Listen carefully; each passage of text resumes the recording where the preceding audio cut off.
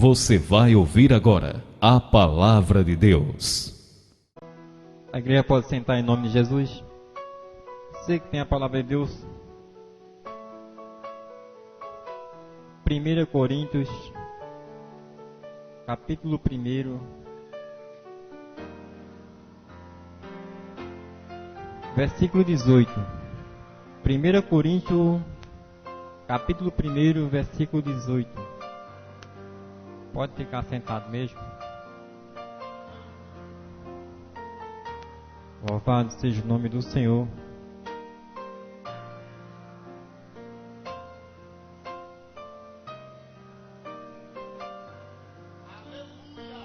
Todos encontraram? 1 Coríntios, capítulo 1, versículo 18. Amém? Diz assim a palavra do Senhor: porque a palavra da cruz é loucura para aqueles que perecem, mas para nós que somos salvos é poder de Deus. Porque a palavra da cruz é loucura para aqueles que perecem, mas para nós que somos salvos é poder de Deus. Amém? Senhor Deus e Pai, nesta noite, meu Deus, eis-me aqui, Senhor, como instrumento nas tuas mãos. De mim mesmo, meu Deus, não tenho nada. Mas o Senhor, meu Deus, é aquele que capacita. O Senhor é aquele que pega pela mão do homem ou da mulher e diz: não tema, porque eu sou contigo. Então somente abre a tua boca, porque o Senhor coloca a palavra na tua boca, nos teus lábios. Nesta noite, meu Deus, que não seja eu, mas que seja o teu Santo Espírito sobre a vida do homem. E a tua palavra, Senhor, ela vai e produz o resultado na vida das pessoas que estão ouvindo nesta noite. É assim que eu te agradeço em nome de Jesus Cristo. Amém? Tudo bem. O tema da mensagem desta noite, 1 Coríntios, capítulo 1, versículo 18.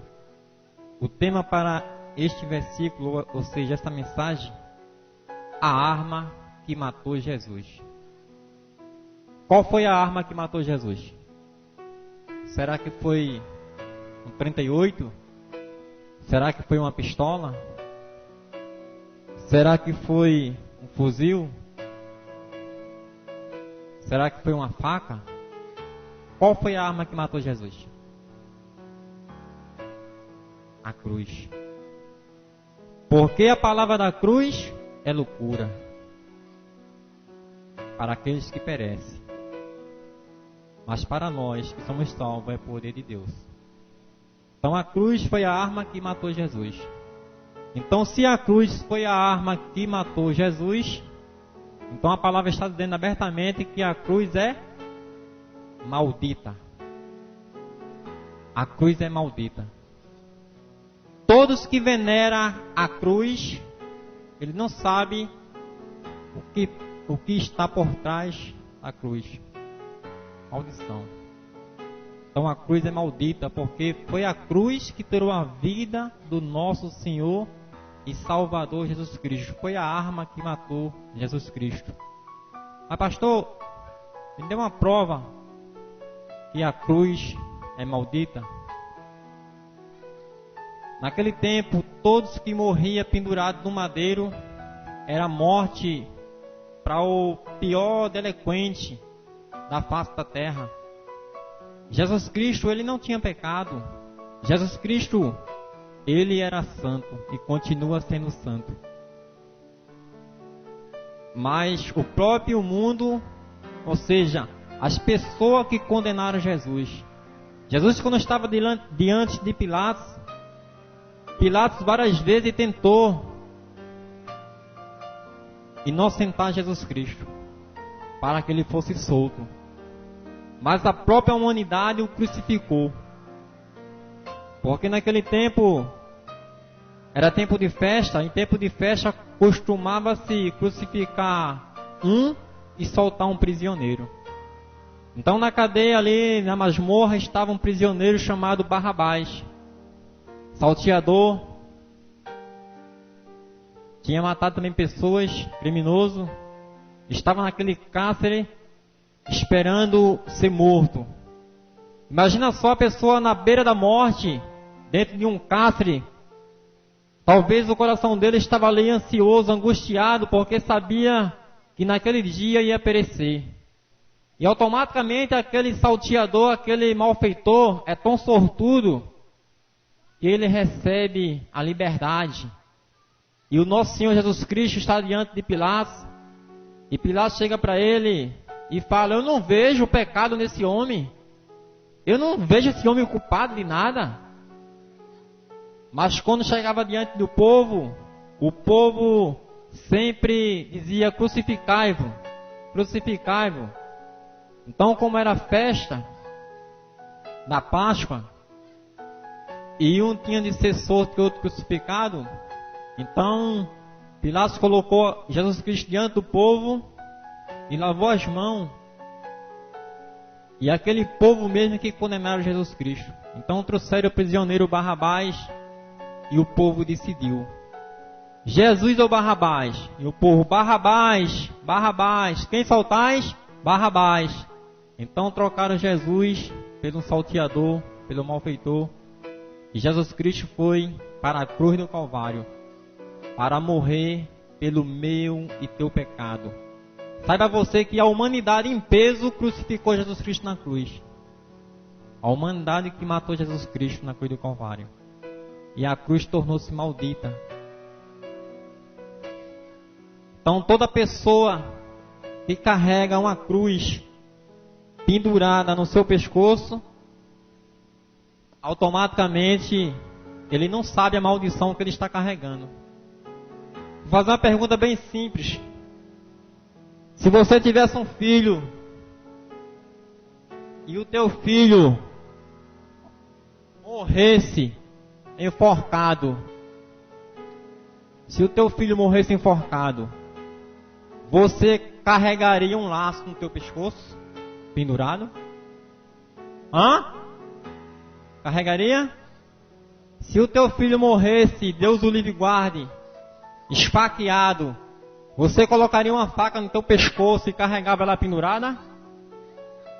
Ou se teu filho morresse com uma pistola, você carregaria pendurada no seu pescoço? De maneira nenhuma. Saiba você que a cruz é maldita.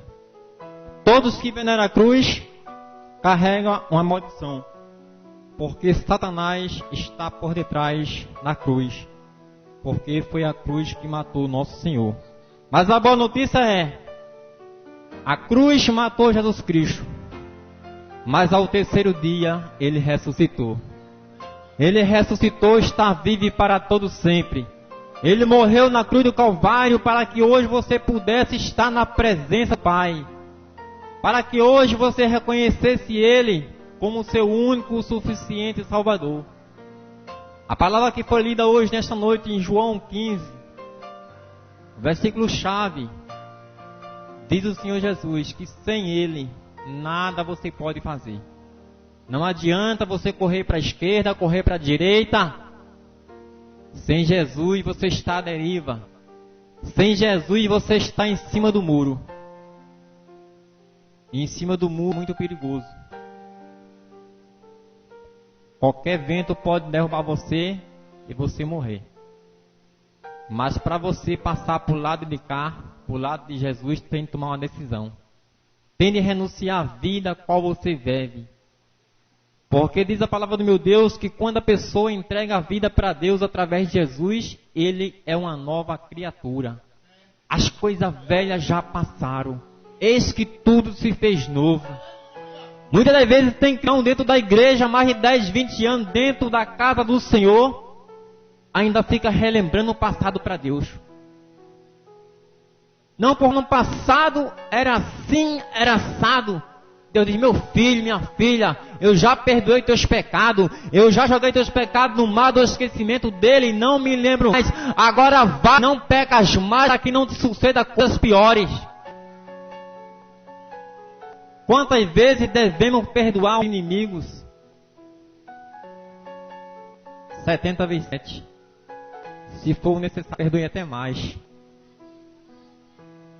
Porque é perdoando que você é perdoado. Aquele que não perdoa não tem o perdão de Deus. Deus não quer saber o que você fez de errado, o que deixou de fazer. Deus quer que você continue na fenda da rocha. Porque na fenda da rocha você vai estar seguro. Na fenda da rocha, Satanás não pode tocar em você. Não ligue com o que as pessoas falam de você, porque falaram de Jesus Cristo, caluniaram Jesus Cristo, venderam Jesus Cristo, traíram Jesus Cristo. Então é normal. Pode colocar isso tudo na sua bagagem. No mundo você vai ter aflição até de sobra. Se você quiser um pouco da minha, eu passo para você um pouco da minha. Hã? No mundo tereis aflição, mas tem bom ânimo, porque diz o Senhor, eu venci o mundo. E se eu venci o mundo, você também vai vencer. Então, toda pessoa, naquele tempo que morria pendurada numa cruz, era o pior malfeitor da face da terra. Só que o nosso Jesus Cristo não foi nenhum criminoso. Jamais. Ele veio a esse mundo, João 3,16. Porque Deus, quando olhou para o mundo, lá em Romanos 3,23, não viu um justo sequer. Todos pecaram. Todo estava destituído ou afastado da presença de Deus.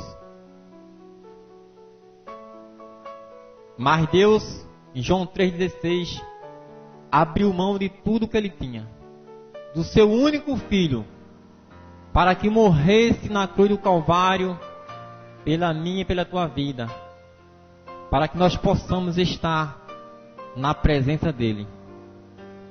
E muitas das vezes eu fico muito triste quando eu vejo uma pessoa sofrendo, uma pessoa comendo o pão que Satanás amassou, uma pessoa que vive na sarjeta, uma pessoa que vive mendigando, uma pessoa que vive chorando pelos cantos. Eu fico com meu coração partido, porque aquela pessoa,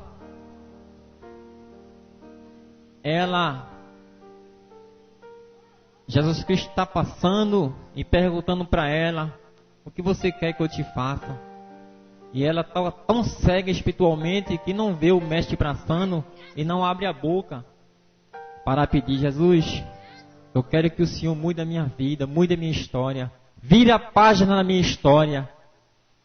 E muitas das vezes a gente pergunta para as pessoas, quem deseja entregar a vida para Jesus? E as pessoas dizem, eu não quero não, eu já tenho Jesus no meu coração, não tem nada. Se você tivesse Jesus no seu coração, você não vivia uma vida de fracasso, uma vida de derrota. Diz a palavra de Deus, só quem perde são os fracos. Os fracos nunca são vitoriosos. Mas para você ser forte, tem que estar na presença do eu sou. Se você estiver na presença de Deus, tudo você pode. Porque o Senhor é aquele que te fortalece. E certa feita, um homem professor de natação, ele estava num clube muito bonito. Naquele clube tinha uma piscina enorme, mais de 20 metros de comprimento, pelos 10 de largura. E aquele professor, ele costumava toda quinta-feira, na parte da tarde, dar aula de natação para os seus alunos. E à noite ele costumava sempre chegar na beira daquela piscina, porque algumas pessoas estavam ali tomando um refrigerante ou comendo qualquer coisa.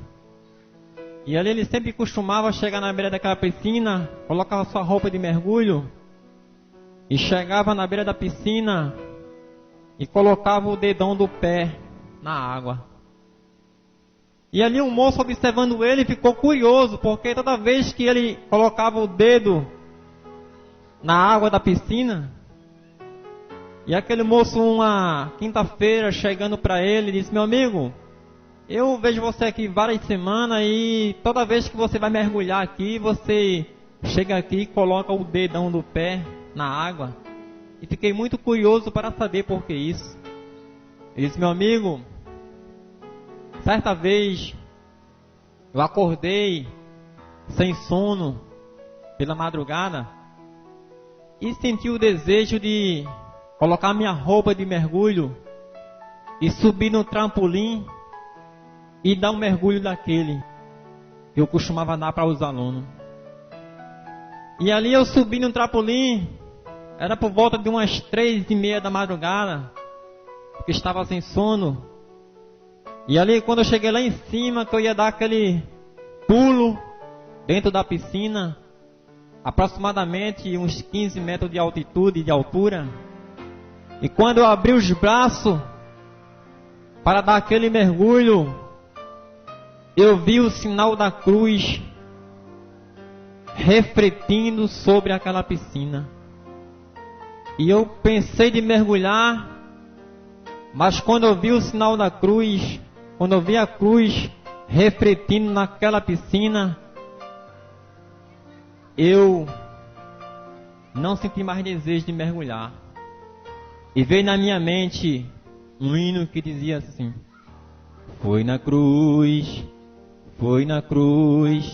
que um dia eu vi meus pecados castigados em Jesus. Foi ali pela fé que os olhos abris, e agora me alegro em sua luz. Então, quando eu lembrei desse hino, eu parei e não senti mais o desejo de mergulhar, porque algo estava falando comigo profundamente. E ali eu desci do trampolim, e quando eu cheguei na beira daquela piscina, eu fui procurar água, não tinha água. Aquela piscina tinha sido esvaziada no dia anterior. Então, o que quer dizer com isso? Se eu tivesse mergulhado naquela piscina, eu estaria morto, porque eu vi o sinal da cruz refletindo sobre o fundo daquela piscina. Mas eu não sabia que ela estava vazia. Na minha mente ela estava cheia. Então, se eu tivesse mergulhado, eu teria morrido. E aquele moço disse: graças a Deus por isso que o senhor não morreu, que o senhor não mergulhou. Ele disse: meu amigo, mas quando eu desci, que eu comecei a refletir, eu não conhecia Deus. Eu conhecia Deus de ouvir falar, porque as pessoas falavam que existia Deus. Mas a partir daquele momento, eu me ajoelhei na beira dessa piscina e disse: Deus, se realmente o Senhor existe, eis-me aqui, te reconhecendo como meu Salvador. E naquele momento eu entreguei minha vida para Deus, reconhecendo Jesus Cristo como meu Salvador. E hoje eu sou um homem feliz. É por isso que toda vez que eu chego na beira dessa piscina, eu molho o dedão do pé antes que eu mergulhe, porque o meu Deus me deu discernimento para isso. E muitas pessoas estão morrendo sem Jesus Cristo. Muitas pessoas estão indo para o inferno, para o Hades, porque muitas das vezes não quer se humilhar diante do Senhor. Acha que morreu, acabou. Não. Existe o outro lado. O outro lado da vida. Mas se você partir sem Jesus, é complicado. Complicado. Eu não vou te garantir o dia de amanhã. Mesmo se você estiver na presença de Jesus, você tem de guardar o que você tem, para que ninguém tome a sua coroa. Porque aquele que prevalecer até o fim, será salvo. Será salvo. Acho que quer dizer, pastor, que eu estou 50 anos na presença de Deus. Então quer dizer, se eu cometer um deslize, até o pastor, se o pastor cometer um deslize e Jesus vir, ele vai ficar. A igreja todinha sobe e ele fica.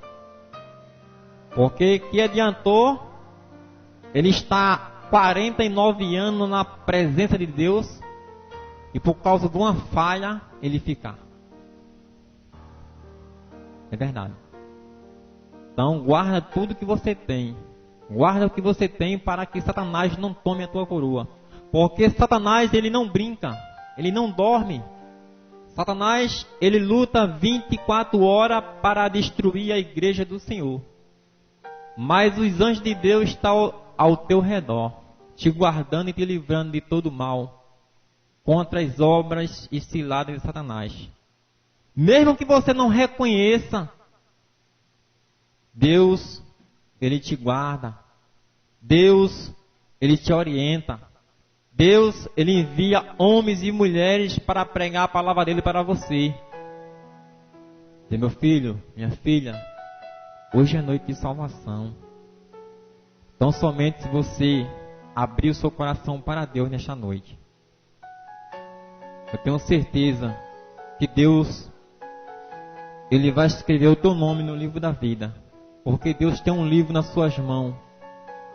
E quando a pessoa reconhece, entrega a vida para Ele, reconhecendo Jesus Cristo como seu Salvador, Deus, Ele apaga todos os seus pecados e escreve o seu nome no livro da vida. E o que é que acontece? Quando a pessoa dá um deslize, Deus, Ele não apaga o seu nome do livro da vida. Deus, Ele coloca um corretivo em cima. Por quê? Porque Deus sabe que você, mais cedo ou mais tarde, vai voltar. E quando você volta, Deus tira o corretivo e o seu nome aparece de volta. Só quando a pessoa não quer mesmo. Quando Deus vê que a pessoa não quer mesmo por decisão própria, aí não tem mais jeito. Porque em Apocalipse 22:15 diz que ficarão de fora os feiticeiros, os cães, os mentirosos, os homicidas, todo aquele que pratica a iniquidade não tem herança de entrar no reino de Deus. Mas pastor, nesta noite eu estou arrependido, estou arrependida. Eu quero voltar à minha comunhão com meu Deus. Ou talvez, pastor, nesta noite eu ainda não reconheci Jesus Cristo como meu único Salvador.